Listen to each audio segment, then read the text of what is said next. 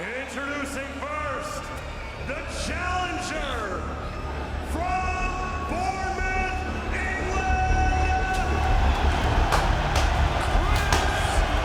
Chris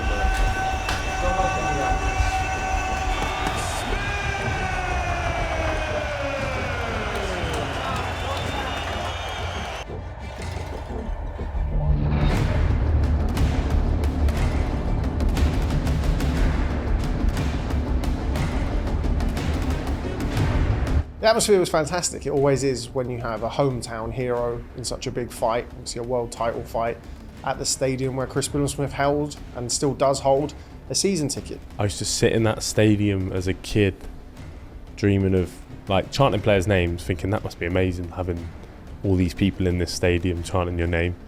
And then I had that. He was a big underdog. Like this year we've had some Brits as big underdogs in world title fights, like Anthony Yard against Beterbiev.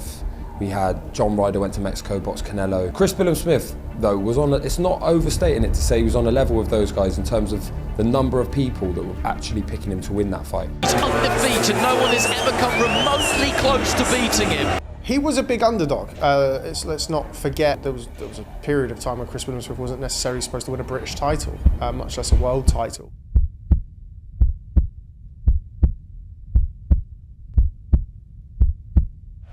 It has all been leading up to this moment. Former gym mates squaring off against each other. For me, the whole night was just about staying calm, like cool, calm, collected throughout. And then first 3 rounds, you maybe give me one of the rounds, but being harsh on the scoring, you give them all to him. But for me, it was always, Shane even says it, like get past these, I think he says it at the end of the second round. He says, you know, a couple more rounds and then you'll start getting to it. It's like people probably thought I bottled it. The first 3 rounds were always like, they were always going to be dangerous.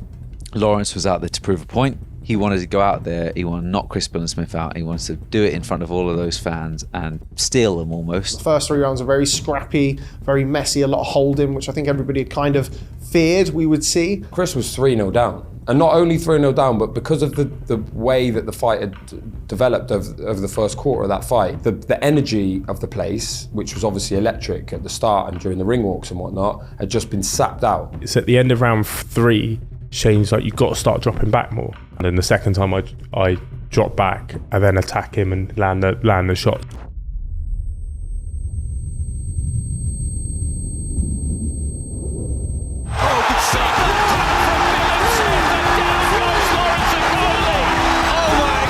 We drilled it, and he found it. That left hook lands, and the whole fight changes.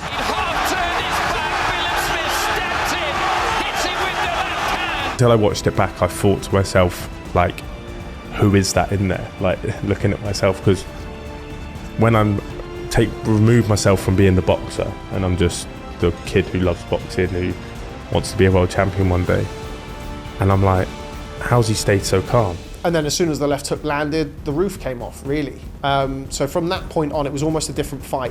It just started to the flame had just started to extinguish, and then Chris Billam-Smith poured petrol on it in that 4th round. Okolie comes forward, 10th round. And Okolie again is just looking to keep the energy high, the work rate high. And some of these rounds, the last few, Okolie goes down to his knees. Lawrence Okolie had never been hurt, never even looked like being hurt in his professional career. Nothing surprised me. I think that's why I was able to stay so calm, probably just for I know Chris well enough. Once I hit him in 10-ounce gloves, he'll go. The final shot, left hook on the inside, and disentangles himself, and comes to that hand. Down goes Okolie. There was a punch in there that time, and he's counting again.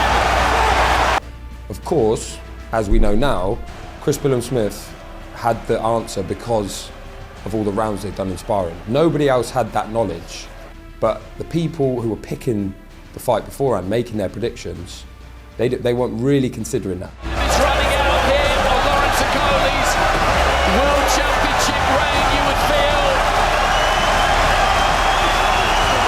Everybody around ringside on their feet. There goes the final bell.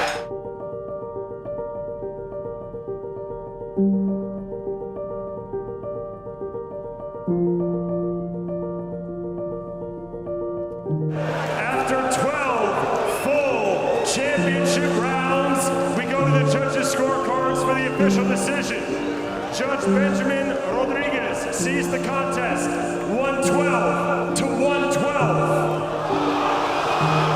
Judge Diana Cruz-Milani sees it 116 to 107, while Judge Bob Williams sees the contest 115 to 108. Declaring winner by majority decision.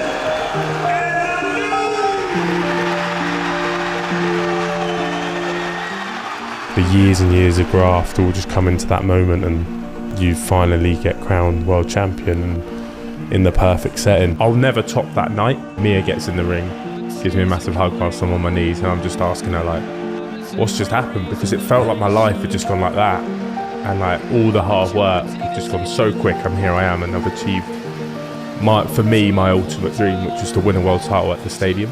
Lawrence walked the amateurs and he walked the pros and he won a world title, and he has copious amounts of ability, but Chris Billam-Smith applies himself inside the ring, outside the ring, looks for the 1%. I don't know what's just happened. My whole life's just gone so quick and come to this moment, and I have no. This is perfect. Like, there's nothing more. Like, against a great champion in Lawrence, a friend who has never looked close to getting beaten.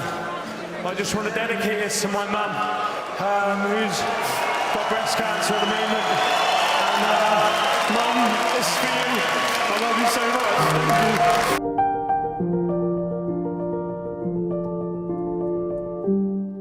I just didn't know. Yeah, just this words can't describe that feeling. I'm sure there's been people, that have won a world title. They can't describe that feeling, and so much hardship goes into it. And I've been away from my son for weeks on end, and that's just one part of it. I've been ill this week. That's another part. There's a lot of adversity to endeavour through, and it's been. It's all that adds up to emotion when you finally achieve it. Yeah, every time I talk about my mum, I end up emotional. She's an amazing woman. She's my hero. She really is. I think, she's just always been my best mate and my rock. And we found out probably 6 weeks ago that she's got breast cancer. So I just wanted to dedicate that to her, because she's fought it off once. She had a stroke a couple of years ago. She's got through that, and now she's fighting it again. So that's obviously where I get my fighting spirit from. And she's an amazing woman.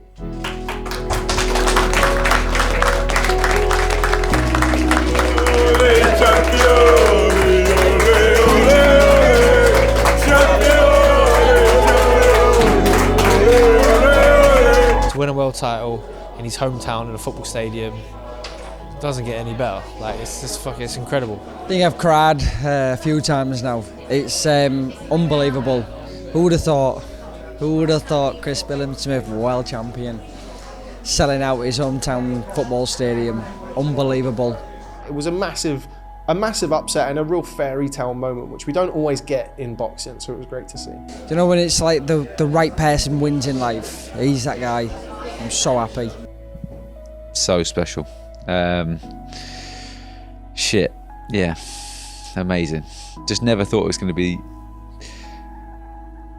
I never thought it was going to be that monumental if he did win a world title. The fact that he did it in front of 15,000 people at home against another British fighter that I'd trained for 3 years.